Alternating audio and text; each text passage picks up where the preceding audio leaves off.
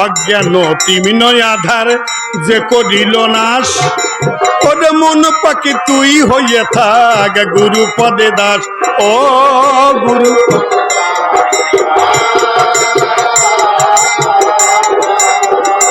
ও তোর সকল শক্তির হবে বিকাশ, তোর সকল শক্তির হবে বিকাশ, যা রয়েছে গুরুর পায়।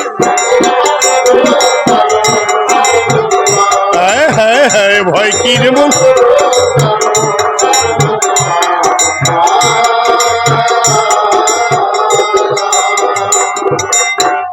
অজ্ঞান তিমিনয় আধার যে করিল দূর, ওরে যার কৃপাতে নিত্যানন্দে আনন্দে ভরপুর।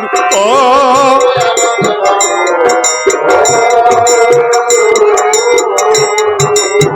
ওরে অমন বাস রিয়ার সেবাসীর সুর,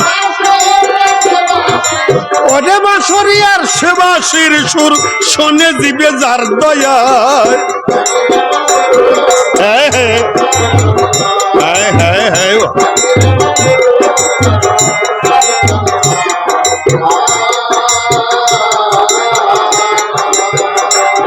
অমন মনোহরের ভাঙা তরি পদ্মাতে ভাষায়, ওরে কেষ্ট খাপা যার কান্ডারি বসলো হাল মাচায়।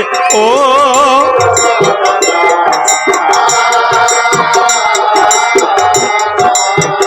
ও কত মরা মানুষ তারক বাঁচায়, কত মরা মানুষ তারক বাঁচায়, ওরে হরি চাঁদের করুণায়।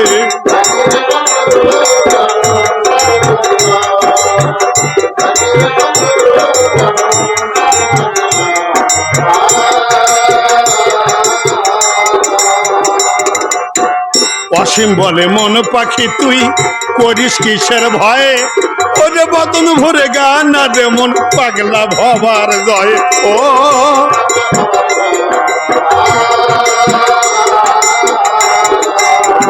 এদিন অসীম বলে মন পাখি তুই করিস কিসের ভয়ে, ওরে বদন ভরে গান রে মন পাগলা ভবার জয়।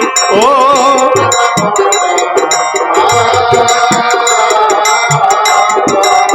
ওরে ও যার নামের গুণে সমন পালায়,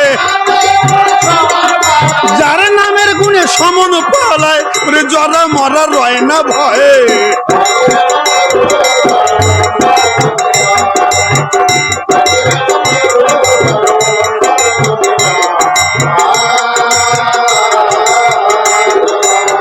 ওরে মনে বিপদ বারণ শ্রী গুরুর নাম, ওরে বিপদ বারণ শ্রী গুরুর নাম জপ বসে রচনায়।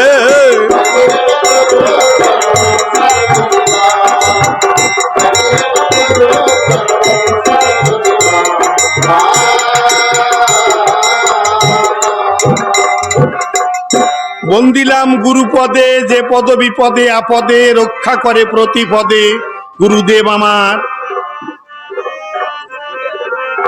বন্দিলাম পিতা মাতার পায় যাদের কৃপায় এলাম এ ধরায়, ওই যুগল চরণের প্রতি কোটি কোটি প্রণাম জানাই।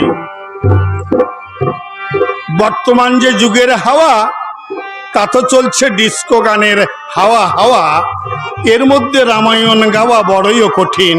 একজন ক্লিয়ার কর দিন, বাঙালির এই সংস্কৃতি লক্ষ্য রাখবেন ইহার প্রতি, তানাঘরের আত্মশক্তি হারাচ্ছে দিন দিন।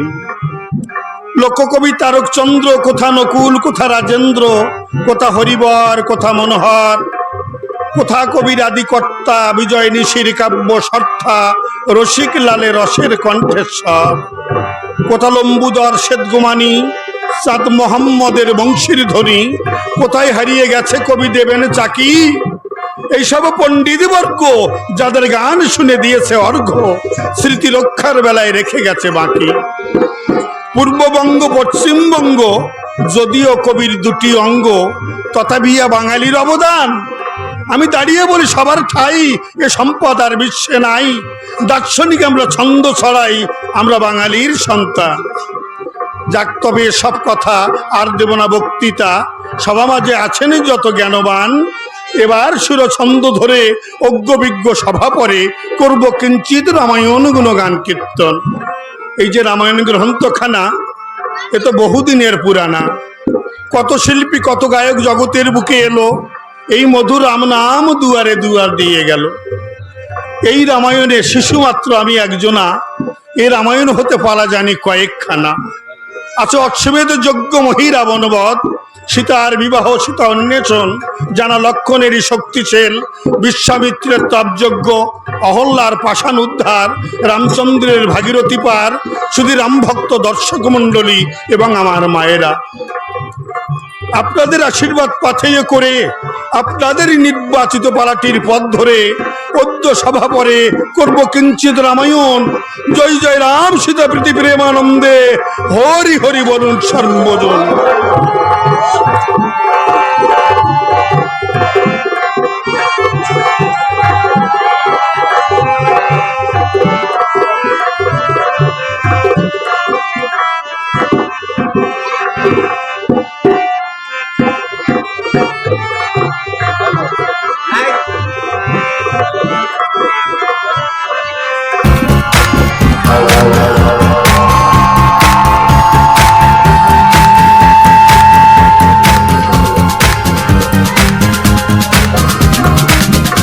আমা হতে জয় জয় রাম সীতা প্রীতি প্রেমানন্দে, হরি হরি বলুন, হরি বল হরি বল হরি বল হরি বল।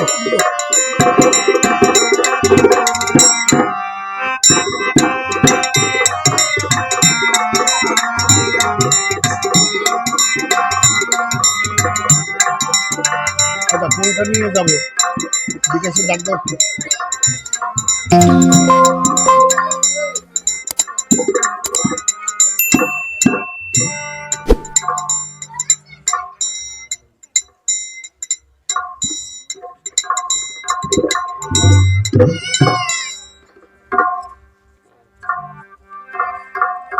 রাম সীতা দেবীর বিয়ে ওই অযোধ্যা কাণ্ডেতে বনে চললেন রাম, ভরতকে রাজ্য দিয়ে। হয়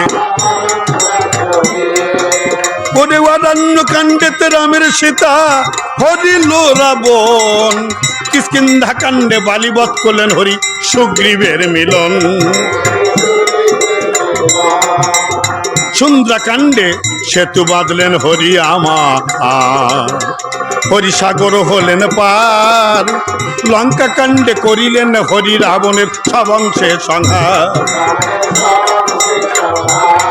পরে উত্তরাখণ্ডেতে করিলেন হরি দেশে আগমন, লক্ষণ বর্জন সীতা দেবী পাতালে করিলেন শয়ন। এই যে সপ্তম কাণ্ড রামায়ণ অমৃতেরই ভাণ্ড, ওরে মন দিকে শুনবেন সবাই আজি গাইব গাইব আদি কাণ্ড। আদি কাণ্ডেতে গাইব আমি কিঞ্চিত রামায়ণ, ওরে মন দিকে শ্রবণ করবেন আমার প্রভুর ভক্তগণ।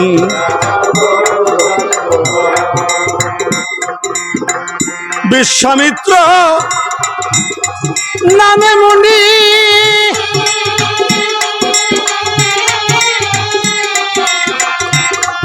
গাজীর নন্দন বারে বারে করেছে মুনি, তাই যজ্ঞের আয়োজন। লঙ্কার রাক্ষস আদি তারা বড়ই দুর্জয়, বারে বারে এসে তারা মুনির যজ্ঞে বাধা দেয়। যজ্ঞ পূর্ণ করতে না পেরে মুনি মনে ক্ষুণ্ণ হইয়া, ওরে এক দিবস আসেন মুনি ধ্যানেতে বসিয়া। বিশ্বামিত্র মুনি যিনি গাধীর নন্দন, তিনি বারে বারে যজ্ঞ করতে যেয়ে তিনি যজ্ঞ করতে পারছেন না। দুরন্ত লঙ্কা রাক্ষস জাতি যারা বারে বারে মুনির যজ্ঞে বাধা দিচ্ছে, তারা মুনি যজ্ঞ করতে না পেরে একদিন অনাহারে অনিদ্রিত অবস্থায় ধ্যানে মগ্ন হয়ে সমস্ত দেবতাদের স্তব স্তুতি করছে।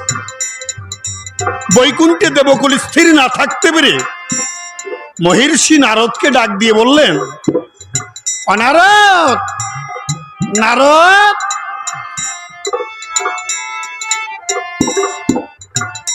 তুমি যাও নারদ, মর্তে বিশ্বামিত্র তার তপে আমাদের স্থির থাকতে দিচ্ছে না। নারদ, তুমি যাও, বিশ্বামিত্রকে একটা যজ্ঞের বিধান দিয়েছো।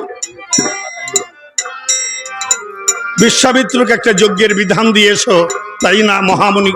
তাই নারদ নিজ হস্তের বিনাটাকে ডাক দিয়ে বলেছে, অবিনা, সম্মুখে ত্রেতা যুগ, মধু রাম নামের তুফান বইছে জগতের পরে, একবার মধুমাখা রাম নাম সুরে বেজে ওঠবি না।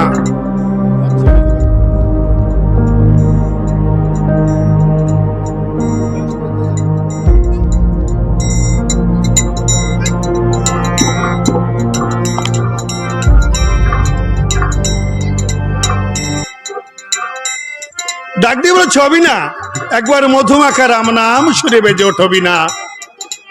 তাই নারদের বিনায় কেমন ভাবে ডেকে ডেকে বলেছে,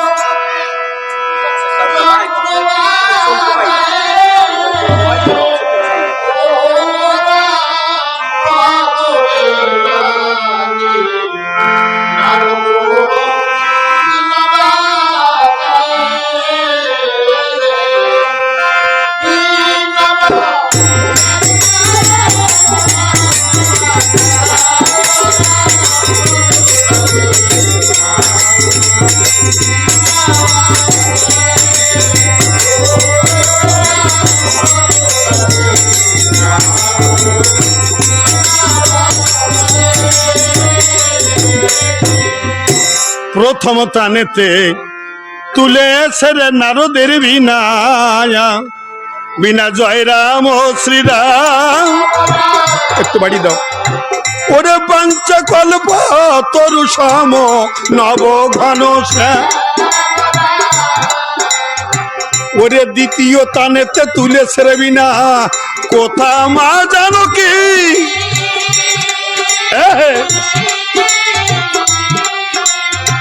ওরে তৃতীয় টানে তুলে ছেড়ে না লক্ষণ ধান কি নারদ বিনা।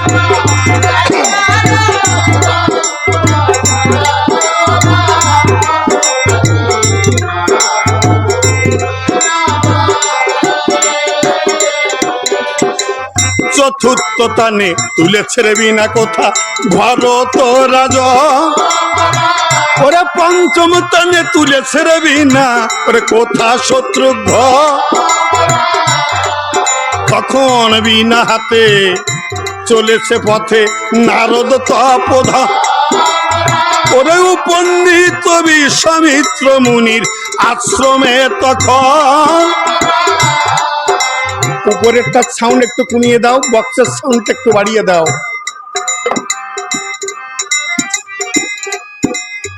আজ মহর্ষি নারদ মুনি যিনি বিশ্বামিত্রের আশ্রমে পৌঁছানো মাত্র বিশ্বামিত্র মুনি যিনি মহর্ষি নারদ মুনিকে কুশাসন বিছিয়ে দিয়েছেন, বলেছে আসন গ্রহণ করুন মুনিবর এবং বলুন। তাহলে কি জন্য এসেছেন মহামুনি? কি কথা বলার জন্য এসেছেন বলুন মহামুনি? হ্যাঁ, না মহামুনি, সম্ভব হয়নি। তাহলে আমি যজ্ঞেশ্বরকে কোথায় গেলে পাবো বলুন মহামুনি?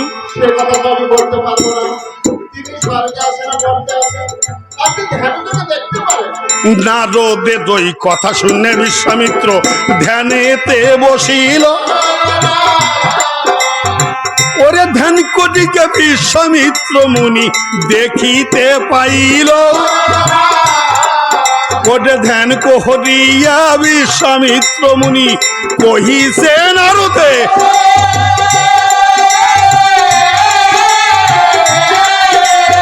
ওরে ক্ষীরদ ছেড়ে জন্মিয়েছে কিরাম দশরথের ঘরে। নারদ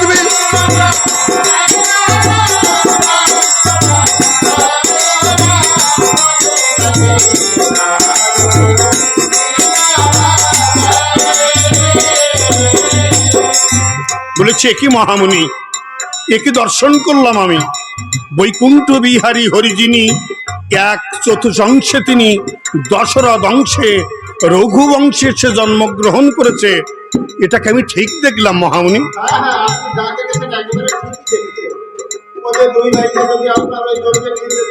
হ্যাঁ,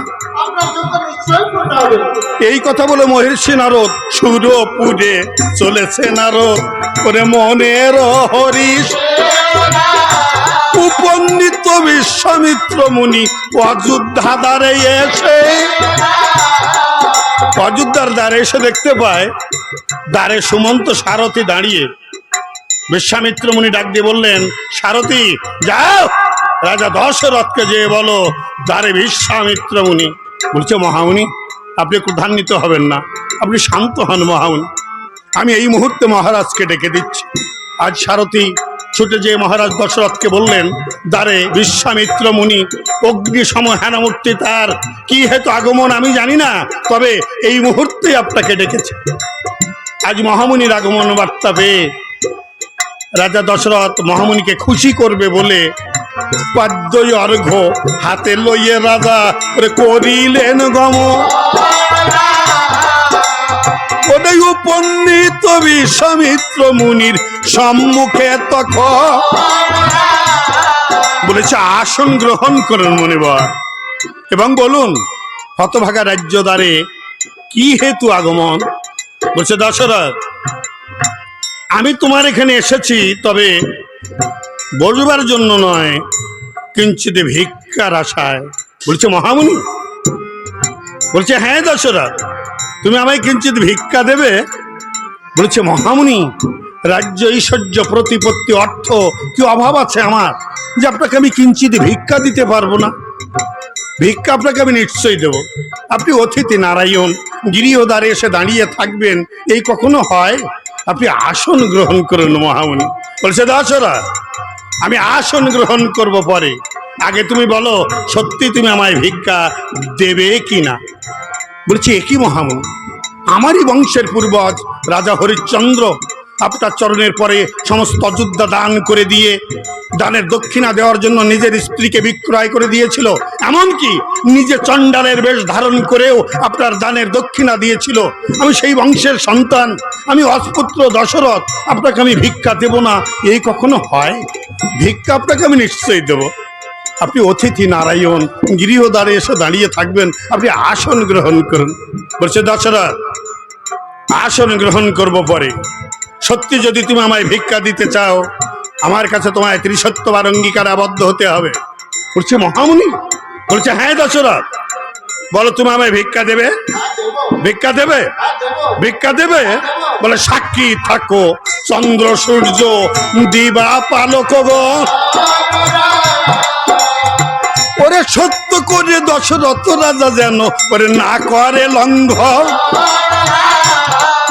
বলেছে একই মহামুনি, সত্যতা করলাম আপনি আর আমি, আপনি আবার চন্দ্র সূর্য দিবা পালক এদের সাক্ষী রাখতে গেলেন কেন?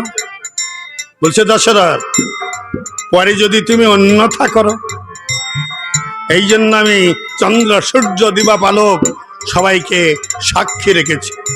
বলেছে মহামুনি, সত্যি আপনি প্রকাশ করুন তো, আপনি কি ভিক্ষা নিতে এসেছেন আমার কাছে?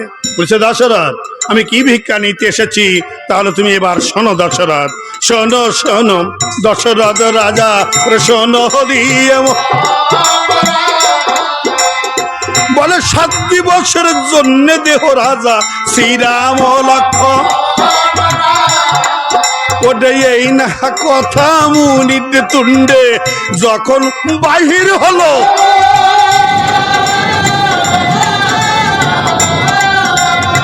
ওরে বজ্র যেন খসিয়া দশরথের মাঝেতে পড়িল।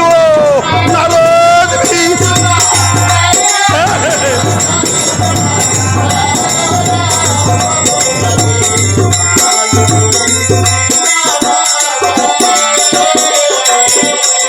বলেছি একই মহামুনি, একই দারুণ ভিক্ষা চাইলেন আপনি আমার কাছে। রাজ্য ঐশ্বর্য প্রতিপত্তি অর্থ এসব কিছু থাকতেও আপনি আমার শ্রীরাম লক্ষ্মণকে ভিক্ষা চাইলেন, মহামুনি, এই যে শ্রীরাম লক্ষণ, এ যে আমার কত বড় সাধনার ধন, তা আপনাকে আমি ভাষা দিয়ে বুঝিয়ে বলতে পারবো না মহামুনি। এই শ্রীরাম লক্ষণের পিতা হতে যেয়ে কুলগুরু বৈশিষ্ট্যের নির্দেশে 3 জন রানীকে সঙ্গে নিয়ে একটা কুঠিরে 30 বৎসর যাবৎ আমাকে ব্রহ্মচর্য পালন করতে হয়েছে, তাও বিবসন অবস্থায়। বিবসন অবস্থায় তারপর কিছু হয়নি। পুনঃ কুলগুরু বৈশিষ্ট্যের নির্দেশে বিভাণ্ডক মুনির পুত্র ঋষ্যশৃঙ্গকে এনে পুত্রষ্টি চরুযজ্ঞ করার পর তারপর হতে হয়েছে শ্রীরাম লক্ষণের পিতা। ওরা দুটি ভাই আমার বড় সাধনার ধন, বলুন না মহামুনি, ওরা আমার বড় সাধনার ধন।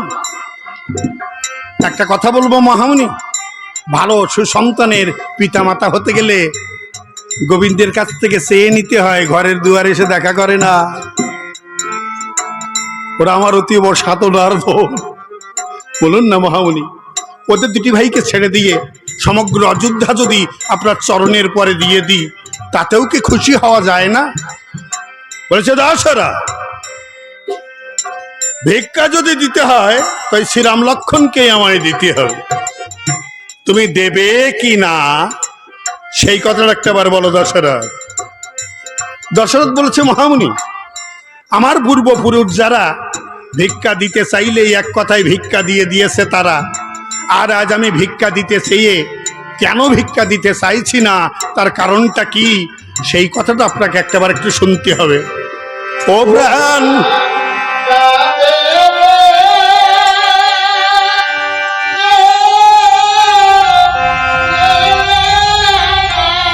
হরি বলো, হরি বলো, হরি বলো।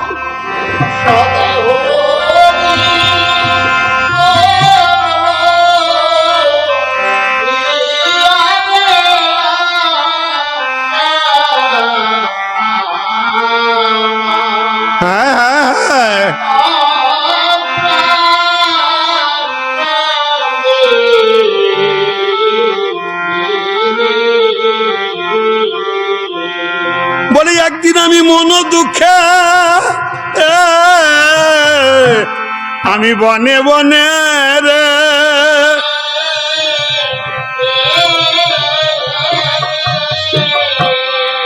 আমি করিলাম ভ্রমণ,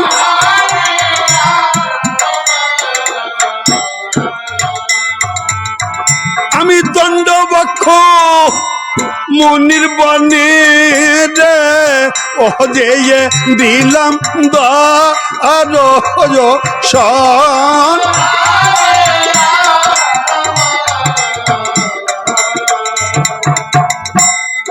আমি যে প্রণমিলাম রে ও দণ্ড বক্ষ মুনির পায়।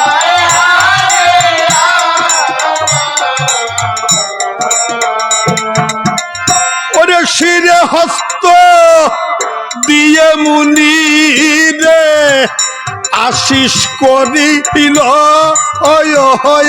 আমার।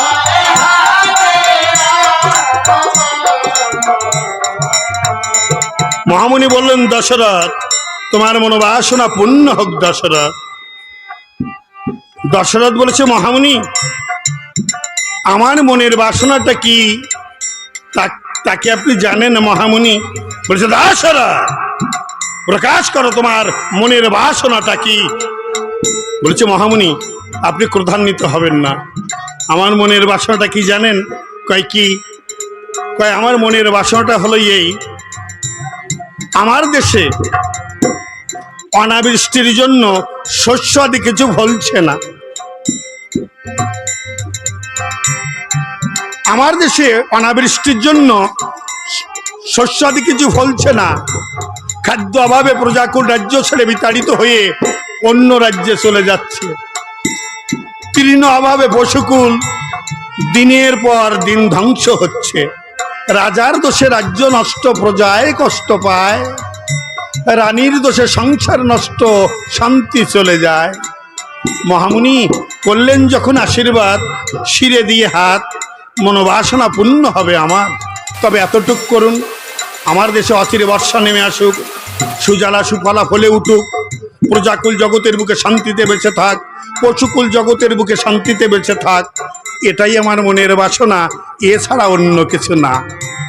বলছে দশরথ, তোমার মনোবাসনা পূর্ণ হবে দশরথ। বলছে মহামুনি, বলছে হ্যাঁ দশরথ, তোমার মনোবাসনা পূর্ণ হবে, তবে তোমায় একটা কাজ করতে হবে দশরথ। মহামুনি বলেছে হ্যাঁ দশরথ, তোমায় একটা কাজ করতে হবে। কি? কয় দশরথ, তোমাকে একটা জলহস্তি ধরে দিতে হবে।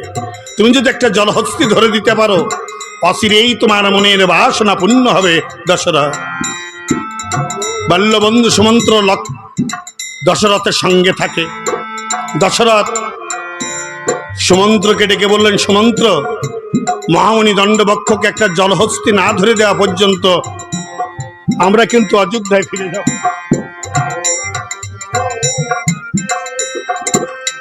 মহামুনিকে একটা জলহস্তি না ধরে দেওয়া পর্যন্ত আমরা কিন্তু অযোধ্যায় ফিরে যাব না। হস্তি ভ্রমণে বনে বনে রে, ওই আমরা করিলাম ভ্রমণ, ওরে শ্রীফলেরই বনে যাইয়ে রে, ওই আমরা দিলাম দর্শন।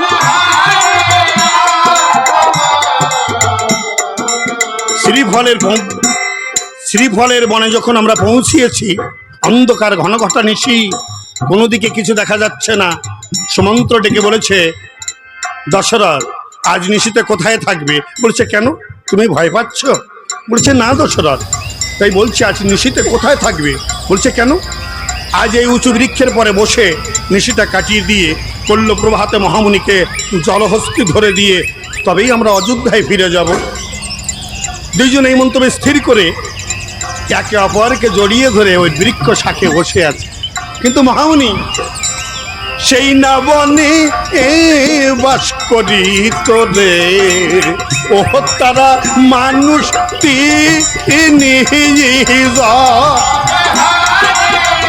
ওরে অন্ধমুনি, অন্ধ কিয়ার রে, ও ছিল তাহারি নন্দ।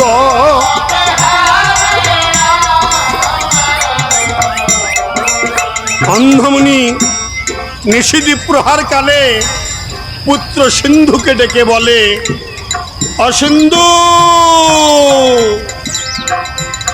সিন্ধুরে সিন্ধুরে,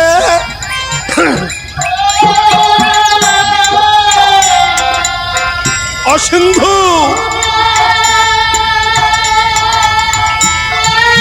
শুনতে পাচ্ছিস বাবা? অসিন্ধু শুনতে পাচ্ছিস? আমায় এক বিন্দু জল দে না বাবা, আমার বুকটা বড় শুকিয়ে গেছে জানিস, আমায় এক বিন্দু জল দে না বাবা, আমায় এক বিন্দু জল দে। অসিন্ধু শুনতে পাচ্ছিস? সিন্ধুমুনি অন্ধ বৃদ্ধ পিতার জল অর্তনাদ ধ্বনি শুনতে পেয়ে কুটিরের সমস্ত পাত্র অন্বেষণ করে দেখতে পায় কোনো পাত্রে এক বিন্দু জল নেই।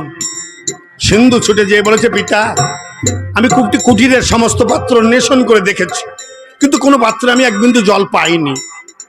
আর এখন নিশিদি প্রহার কাল কিনা, তুমি ক্ষণকাল অপেক্ষা করো, নিশি প্রভাত হলে আমি আমি তোমার পিপাসার জল আমি এনে দেব।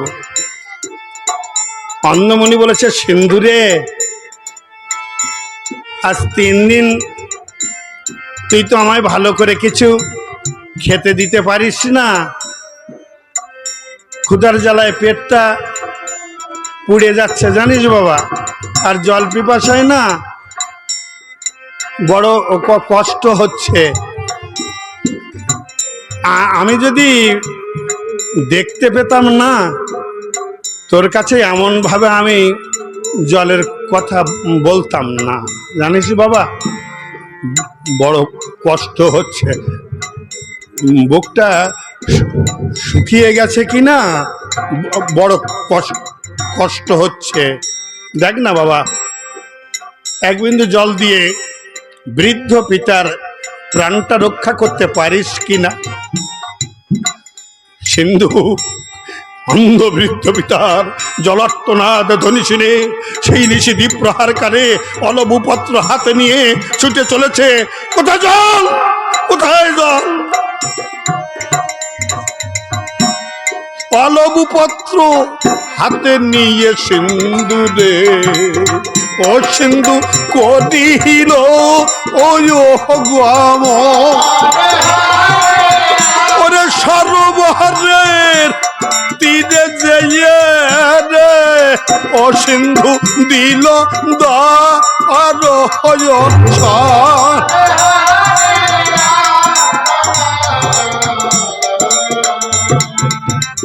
ওরে পাত্র ধৌত করে সিন্ধু রে, ও নেমে সার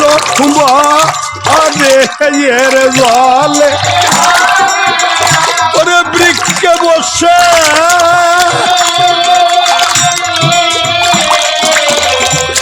দশরথ রাজা রে,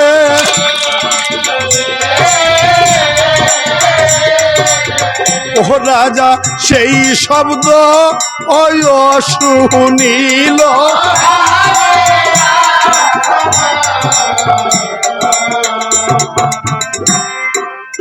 দশরথ শুনতে পায়। দশরথ সুমন্ত সারথীকে ডাক দিয়ে বলেছে, সারথী শুনতে পাচ্ছ?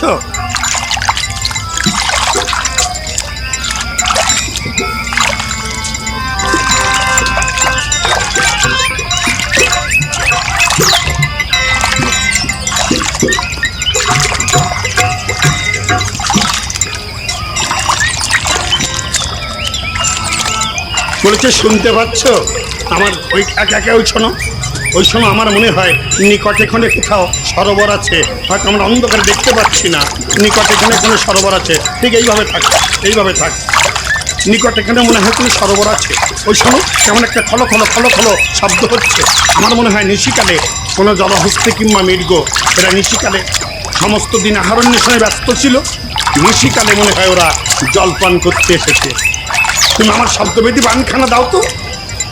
অমনি তুম থেকে শব্দবেদে বান তুলে নিয়ে দশরথের হাতে তুলে দিয়ে আবার শুনতে পায় কেমন একটা বক বক বক বক শব্দ হচ্ছে। বলছে শুনতে পাচ্ছ? আমার মনে হয় দেখো জলহস্তি জল পান করছে। শব্দবেদী বান দাও। সঙ্গে সঙ্গে শব্দবেদী বানখানা দশরথের হাতে তুলে দিলেন। দশরথ শব্দবেদী বান হাতে নিয়ে শব্দবেদীকে ডেকে ডেকে বলেছে, দোহাই শব্দবেদী, তোর ধর্মের দোহাই লাগে। তোর সম্মুখ থেকে ওই শিকার যদি ফিরে চলে যায়, আমার দেশের বুকে অরাজকতা দেখা দেবে। প্রজাকুল রাজ্য ছেড়ে বিতাড়িত হয়ে অন্য রাজ্যে চলে যাবে। পশুকুল দিনের পর দিন ধ্বংস হবে। রাজার দোষে রাজ্য নষ্ট, প্রজায় কষ্ট পায়। রানীর দোষে সংসার নষ্ট, শান্তি চলে যায়। দোহাই শব্দবেদী, তোর ধর্মের দোহাই লাগে। তোর সম্মুখ থেকে ওই শিকার যেন না ফিরে যায়। মন্ত্র শক্তি উচ্চারিয়ে রে, ও রাজা বানের মুখে দিল। ওটা মন্ত্র পুত্র করে বেধি রে, ও বেধি টেনে সে দিল।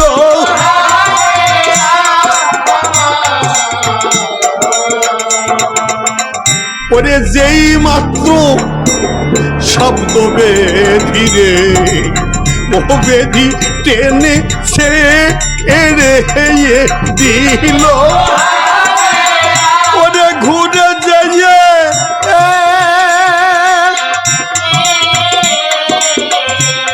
শব্দ বেধি রে,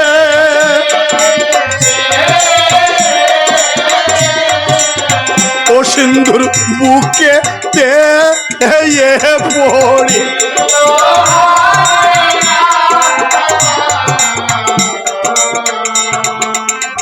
করে যেই মাত্র শব্দ বেধি রে, ও সিন্ধুর বুকে পড়িল। ওরে মামা বলে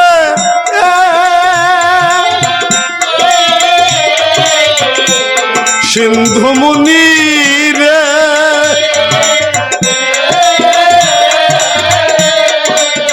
ও সিন্ধু ঢলিয়া আয়া পড়িল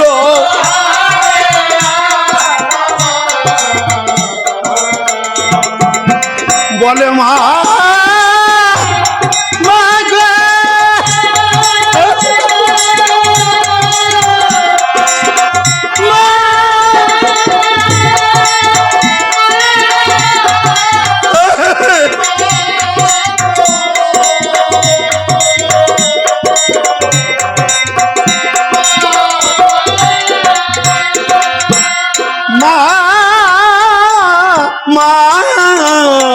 মাগো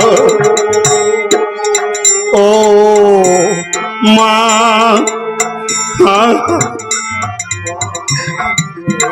মাগো ও মা ডাক দিব বলেছে মা তোর সঙ্গে যে প্রণামটা করে এসেছিলাম তোর পায়ে আর বোধহয় তোর সঙ্গে আমার দেখা হলো না, আমি চলে যাচ্ছি মা, তোর সঙ্গে আর দেখা আমার হলো না, আমি চলে যাচ্ছি। যখন মা মা বলে চিৎকার ধ্বনি করছে, দশরথ সুমন্ত্রকে ডাক দিয়ে বলেছে, সুমন্ত্র শুনতে পাচ্ছ একটা শিশুকণ্ঠের ধ্বনি ভেসে আসছে না? আমার মনে হয় কোন অনাথের সন্তান আমার ওই বাণী মনে হয় প্রাণ দিতে বসেছে, চলো দেখে আসি কে কে ওখানে। ছুটে যেয়ে দেখতে পায় বুকে বান নিয়ে জলের পথ দিয়ে ভাসতে ভাসতে চলে যাচ্ছে ৫-১০ বছর একটি সন্তান, বুকে বান নিয়ে জলের পথ দিয়ে ভাসতে ভাসতে চলে যাচ্ছে। দশরথ ধরতে গেছে, সিন্ধু বলেছে কে কে আপনি? বলেছে আমি অযোধ্যায় রাজের পুত্র, আমি দশরথ। বলেছে মহারাজ? বলেছি হ্যাঁ আমি মহারাজ। বলেছে মহারাজ বলতে পারেন এখানে নিঠুর বানখানা আমার বুকে কে মারলে? বলেছে সিন্ধুরে, ও বানখানা অন্য কেউ নয়, বানখানা মেরেছি আমি। বলেছে মহারাজ আপনার তো কোনো অনিষ্ট আমি করিনি, আপনার বংশের তো কোনো ক্ষতি আমি করিনি, আমার পিতাও তো আপনার বংশের কোনো ক্ষতি করেনি, কিন্তু বা পিতা অনিষ্ট করেনি, তাহলে এই বানখানা আপনি আমার বুকে মারতে গেলেন কেন মহারাজ? দশরথ বলেছে সিন্ধুরে, আমি ওই বানখানা তোর বুকে মারিনি রে, তুই বিশ্বাস কর, আমি জলহস্তি জ্ঞানে ওই বানখানা ত্যাগ করেছিলাম। নিষিদ্ধ প্রহারকালে সরোবরে মনে হয় জলহস্তি জলপান করতে এসেছে। আর বানখানার নাম হচ্ছে শব্দব্যাধি বান, শব্দকে অনুসরণ করে ওই বানখানা চলে, যে শব্দ করে ওই বান তাকেই সংহার করে। তুই এই নিশিকাল এখানে জল নিতে এসেছিস,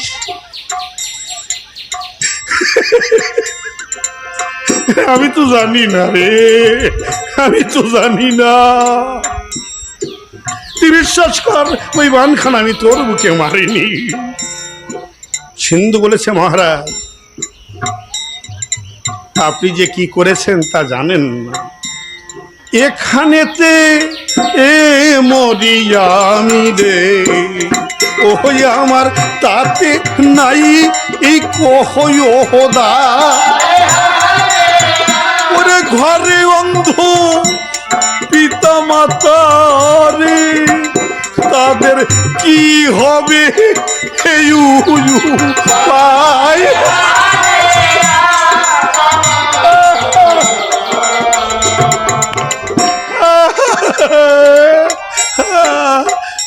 মহারাজ ঘরে আমার অন্ধ মা আর আমার অন্ধ পিতা, আমার অন্ধ পিতা আমায় ডেকে বলেছিল, বাবা রে এক বিন্দু জল আমায় দিবি, আমার বুকটা বড় শুকিয়ে গেছে, জানিস বাবা দে না এক বিন্দু জল দে না।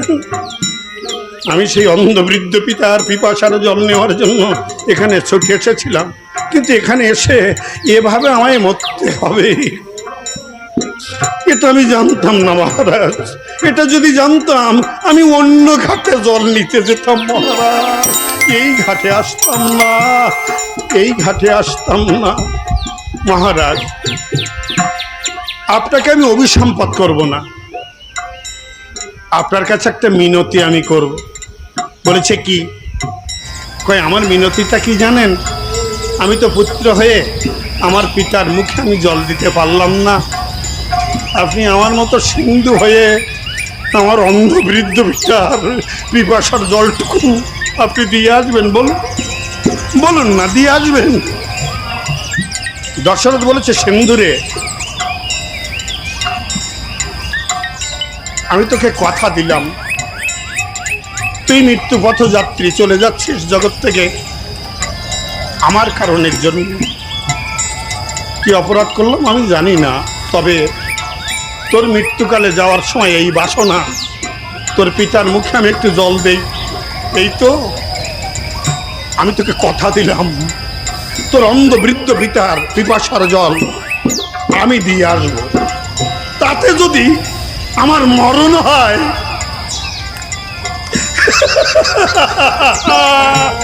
তবু হবে, তবু তোর অন্ধ পিতার পিপাসার জল আমি দিয়ে আসবো, আমি দিয়ে আসবো, তোকে আমি কথা দিলাম।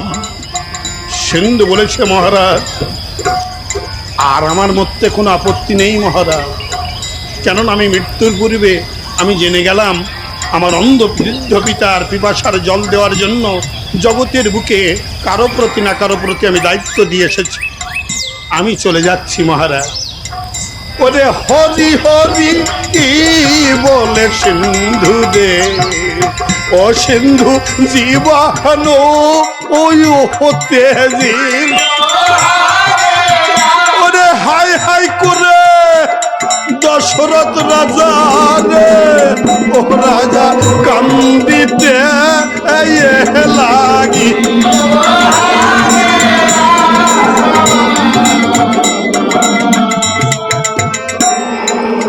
আজি দশরথ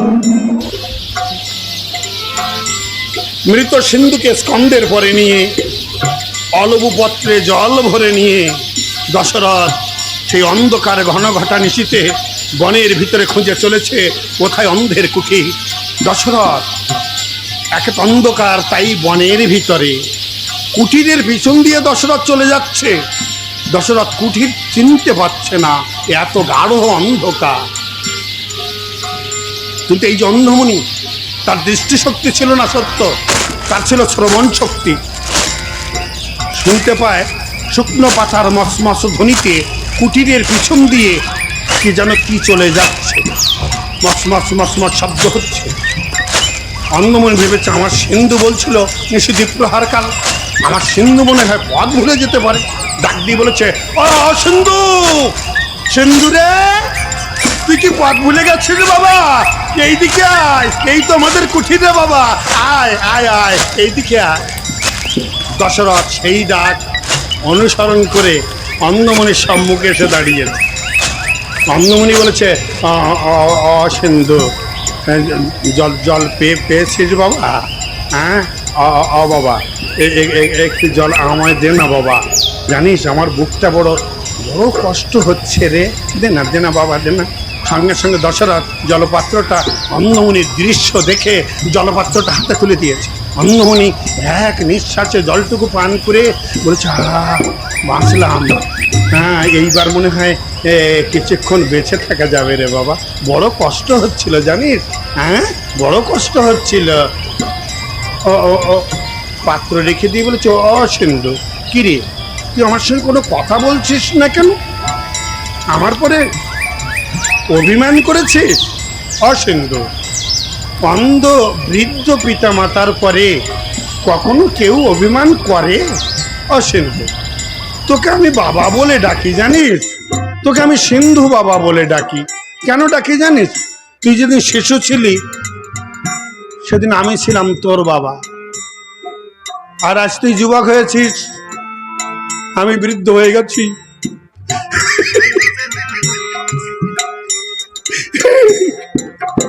আমি বৃদ্ধ হয়ে গেছি, এই জন্য তোকে তো আমি বাবা বলে ডাকি। সেদিন আমি ছিলাম তোর বাবা, আর তুই তো এখন না আমার বাবা, এই জন্য তোকে তো আমি বাবা বলে ডাকি। সিন্ধু, বৃদ্ধ অন্ধ পিতা মাতার পরে কখনো অভিমান করতে নেই, আয় বাবা, আয় লক্ষ্মী সোনা মানিক আমার, আয় কোলে, কোলে আয়, আয় আয় আয় আয় কোলে। দশরথ বলেছে, হায় হা, আমি কার কি করলাম?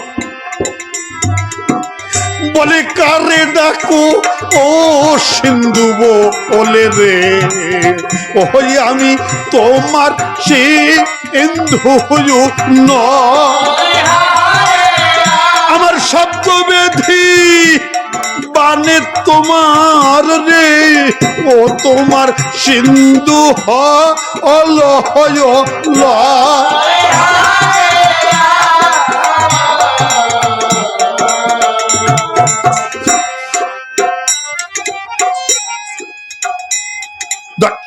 অন্ধমণি বলছে, কে কে তুমি?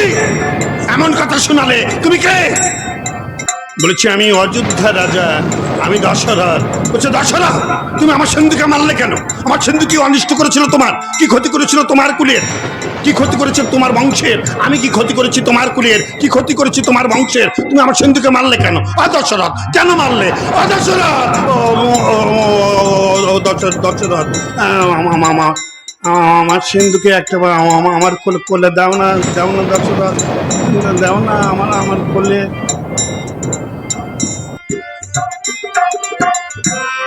দশরথ স্কন্দের পর থেকে সিন্ধুকে নেবিয়ে অন্ধমণির কোলের পরে দিয়েছে। অন্ধমণি বলেছে, হায় হায় রে, ও রে বাবা, কোথায় লেগেছে? কোথায় লেগেছে রে বাবা?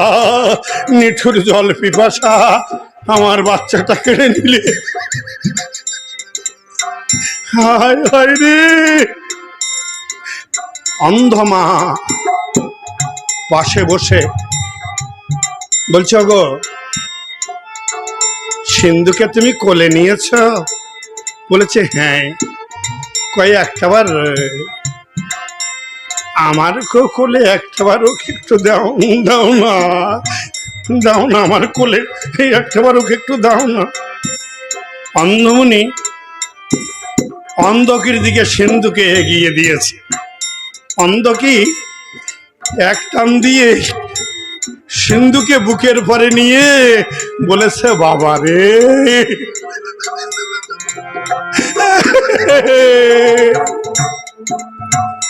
বলেছ সিন্ধু,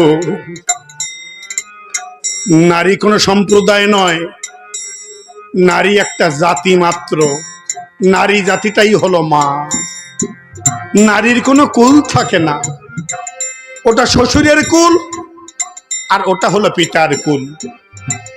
এই জন্য নারীকে বলা হয় দুহিতা। শ্বশুর কুলের হিতকার্য এই নারীকে করতে হবে, পিতৃকুলেরও হিতকার্য এই নারীকে করতে হবে।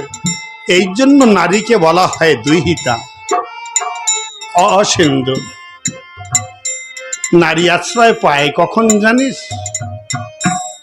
নারী যখন কোলে একটা সন্তান পায় তখন নারী ভাবে, এই আমার মা, এই আমার বাবা, এই আমার আশ্রয়। নারী যখন চলতে থাকে, পিছন থেকে যদি মা বলে নারীকে ডাকে, নারী ভাবে হয়তো আমার কেউ না কেউ আছে, তাই আমারে মা বলে ডাকে। অসিন্ধু, আমার তো মাও নেই, আমার বাবাও নেই, তুই আমার মা, তুই আমার বাবা। আমায় ফেলে তো তুই চলে গেলি বাবা। আমরা তো দুইজন অন্ধ, কোথায় যাব, কার কাছে যাব, কোথায় গিয়ে দাঁড়াবো? ওরে তোকে হারা হইয়ে রে বাপ,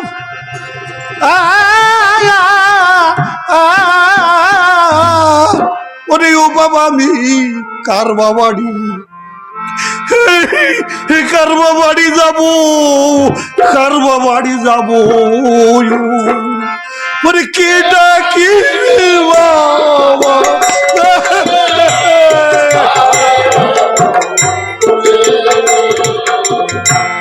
তোকে হারা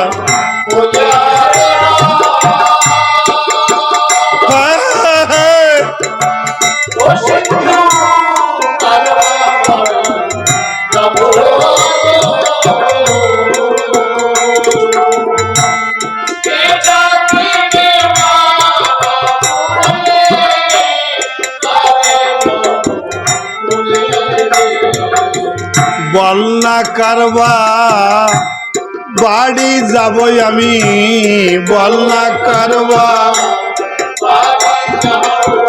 কাঁধে আমি বুকে নেব, বল না কারবা বাড়ি যাব।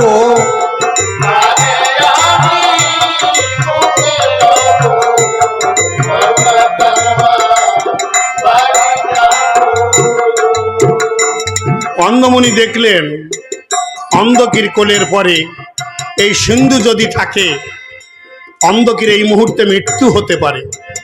দশরথকে ডেকে বলেছে, দশরথ তুমি অন্ধকির বুক থেকে সিন্ধুকে ছিনিয়ে নাও। দশরথ ছুটে যেয়ে অন্ধকির বুক থেকে সিন্ধুকে ছিনিয়ে নিলেন। বলছে, মহামুনি সিন্ধুকে আমি ছিনিয়ে নিয়েছি।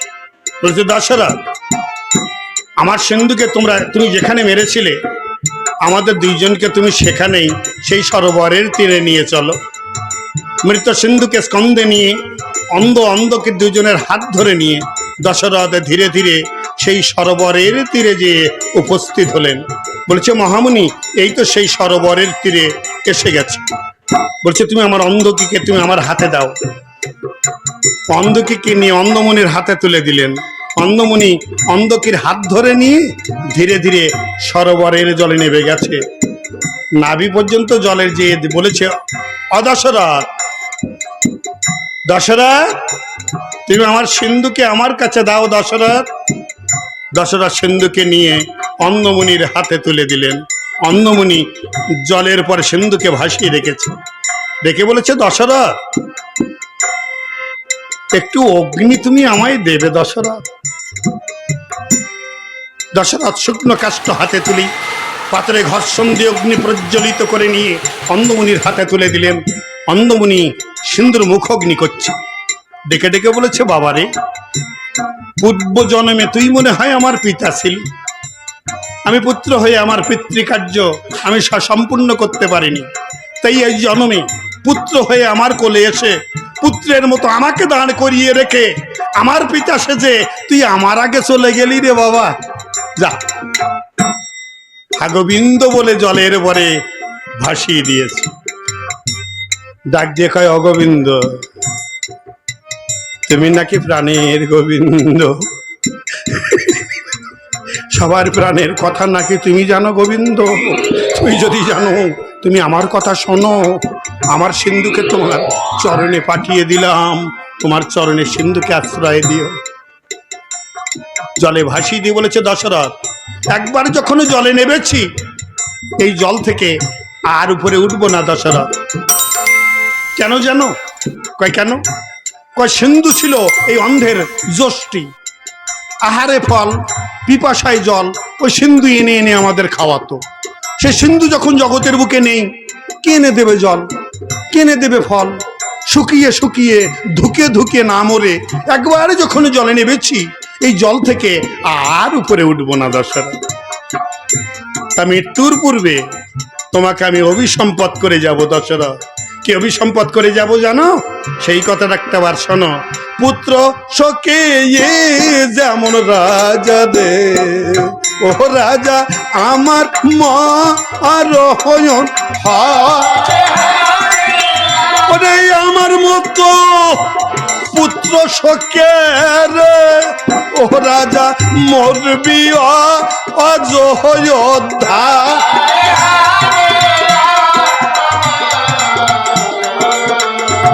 দশরথ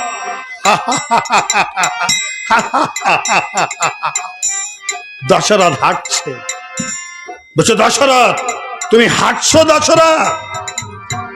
বলেছে, মহামুনি আমি হাঁটছি কেন জানেন? বলছে, কেন?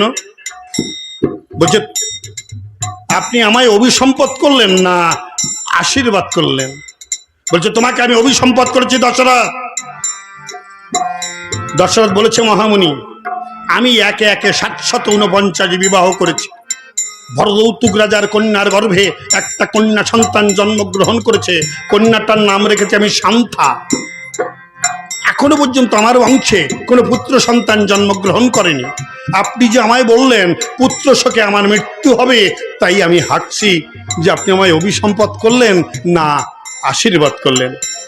বলছে দশরথ, মুনিবাক্য শিরোধার্য, বৈকুণ্ঠের নারায়ণ পুত্র হয়ে যদি তোমার ঘরে আসতে হয় দশরথ, তবু আসবে, কিন্তু মুনির বাক্য ব্যর্থ হবে না দশরথ, ব্যর্থ হবে না, ব্যর্থ হবে না। হরি হরি ই বলে দোহেবে, ও তারা জীবন হতে দিল। ওরে হাই হাই করে দশরথ রাজা রে, ও রাজা কান্দিতে লাগিল।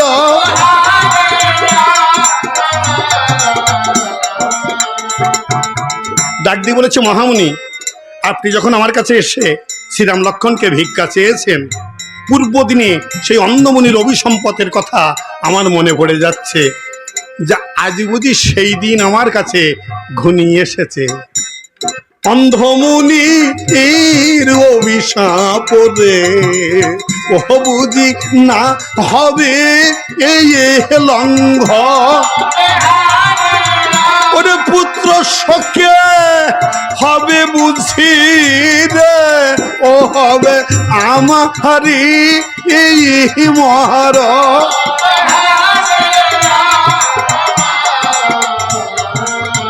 এই জন্য বলছিলাম, সমগ্র অযোধ্যা যদি আপনার চরণের পরে দিয়ে দিই, তাতে কি খুশি হওয়া যায় না মহামুনি? বলছে দশরথ, তুমি যদি সত্যি আমায় ভিক্ষা না দিতে চাও,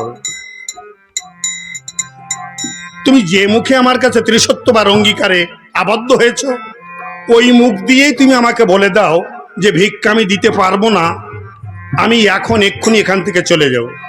বলো। দশরথ বলেছে, না মহামুনি। জয় জয় রঘুপতি রাঘব রাজা রাম, পতিত পাবন জয় সীতারাম। জয় জয় রঘুপতি রাঘব, জয় জয় দশরথ নন্দন রাজা রাম, রাঘব মুখ পরমেশ্বর রাম। দশরথ নন্দন, জয় জয় কৌশল্য নন্দন রাজা রাম, রাঘব মুখ পরমেশ্বর রাম। কৌশল্য নন্দন,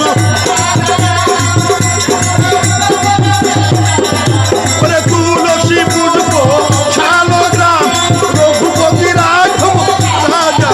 ওরে তুলসী পুষ্প, জয় জয় রঘুপতি রাঘব রাজা রাম, পতিত পাবন জয় সীতারাম।